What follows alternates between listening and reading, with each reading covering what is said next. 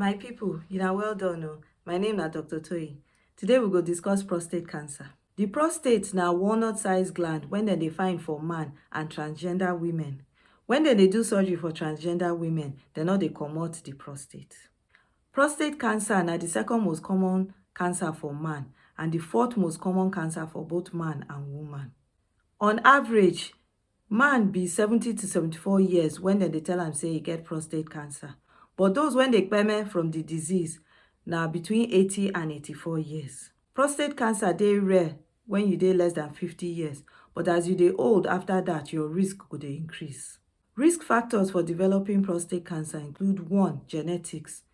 If to say your mama, your papa, your brother, your sister or your pikin get either prostate or breast cancer, e fit increase your risk. 2. Na race. Black man get 3 times more chance than white man to get prostate cancer. And if you be Oriental or Asian man, e dey rare to get am. 3. If you get wetin dem dey call BRCA gene, you fit get prostate cancer.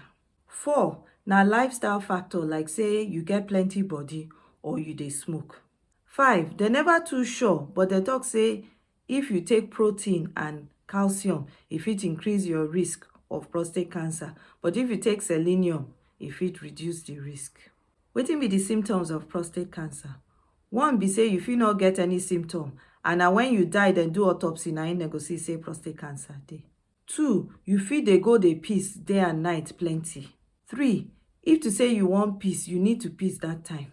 4. When you reach toilet, you no go fit piss. 5. The piss no go dey comot well. 6. Because the prostate dey press on the urethra, you fit get wetin dem dey call urinary retention. 7. If the thing press on the urethra too much, then piss no go comot at all, then you fit get kidney failure. 8. Because of the spread of this disease, you fit get things like constipation. 9. Because you get cancer, you fit just dey tire anyhow. If dem wan examine for this prostate, dem go put finger inside your back passage make dem try feel for this prostate. E get test when dem fit do called prostate specific antigen when go fit give idea if prostate cancer dey. But some things when you need to do be say 1. 48 hours before the test, make you not do too much exercise or do intercourse. 2. 1 week before the test, make you not put catheter or say you go stimulate the anus or the prostate, or if you get anal intercourse. 3. If you get flu-like symptom, make you do the test 2 weeks later. 4. If you do prostate biopsy, make you do the test 6 weeks later. 5. If you get urinary tract infection or prostatitis, make you do the test 8 weeks later.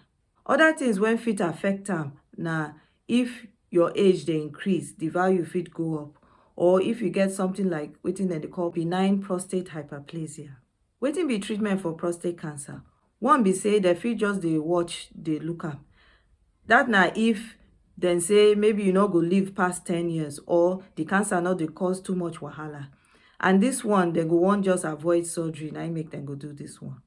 2. Dem fit do wetin dem dey call active surveillance when dem go dey test the PSA from time to time.